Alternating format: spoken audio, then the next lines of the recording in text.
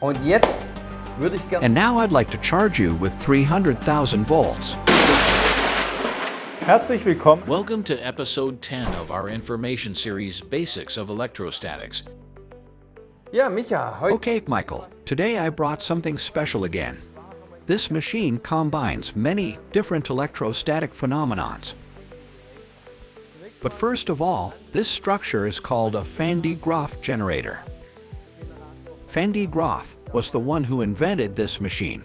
Back then he built generators like this which were as big as a house, which have really generated megavolt. We fade in now a picture of such a historical generator for you. And such a Van de Graaff generator, or ribbon generator, works initially by triboelectric charging. We looked at triboelectric in the first episode of this series, where I rubbed a metal plate against a PVC base to generate charges. This is what happens at this roll here. Here we have a Teflon roll and a rubber belt. When the Teflon roll and the rubber belt quickly separate each other, they create negative charge on the roll. In other words, an excess of electrodes. The excess of electrodes is therefore created on the inside of the belt. When we look closely, we can see that there is a metal part that looks like a comb.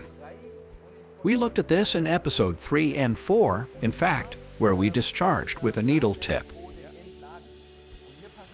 What happens here is that the Teflon roll in the middle has an electron surplus. That means electrons repel other electrons. That means at the outside of the rubber belt it will be charged positively. Between this metal comb and the roll we create a field. That means we ionize the air. And that's why we have positively charged air at the outside of this belt. As long as the roll and the belt are together, the whole system is neutral to the outside. It gets interesting when the belt separates from the roll. Then the belt is positively charged and transfers the positive charge to the top. To take a closer look at the top, we need to unscrew the top quickly. In fact, we have a metal comb at the top as well. Now the positive charges come up here. And just like we were able to pull the charges off the plastic tubes with the needle electrode, it works here too. Remember the inclined plane when you discharge the tubes with the needle electrode? That's exactly how it works here too. This is exactly how we draw off the positive charges here with this metal comb and guide them over this metal rod onto the ball. And in principle, the charge or the voltage that we can reach at this ball is limited only by the insulating capacity of the air or this tube which acts as an insulator. This construction as an isolator as well down here we have grounding potential. But with this Van de Graaff generator we can easily charge the ball up to 300 or even 400,000 volts.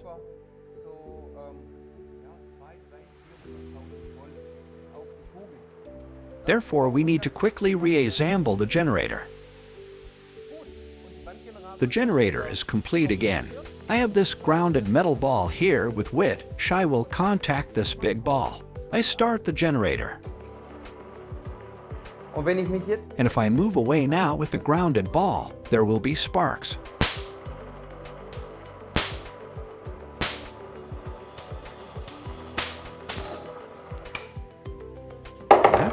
I think we already talked a little bit about the isolation ability of air. The air is capable of isolation 3 kV per millimeter. It depends a little on the air pressure, but as a rule of thumb you can use 3.3 kV per millimeter. We had a distance of about 10 centimeters, and there were still sparks. That means we created about 300,000 volts on this metal ball. And now I'd like to charge you with 300,000 volts. Woohoo! In order to do that, we need one thing. An insulation stool. Michael is going to stand on this insulating stool.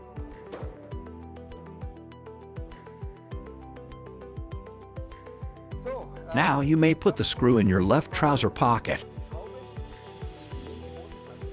You will need these later, but I will explain that later. In order for us to see when you are charged, you can put on this beautiful cap.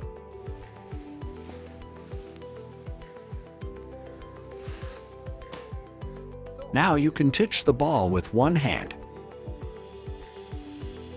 I turn the belt generator back on again, and we should be able to see that by looking at the hair on the cap. As we can see, Michael is completely charged up. Earlier, I gave you a metal screw. Please take the screw into your empty hand, and when you come close to the metal ball with the tip of the screw, we can see that there is a discharge.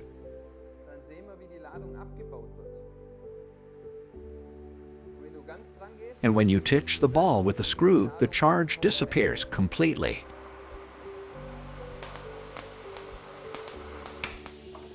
As we can see, Michael is still charged, and he is allowed to discharge himself on the grounded metal ball. Why did I give Michael the screw?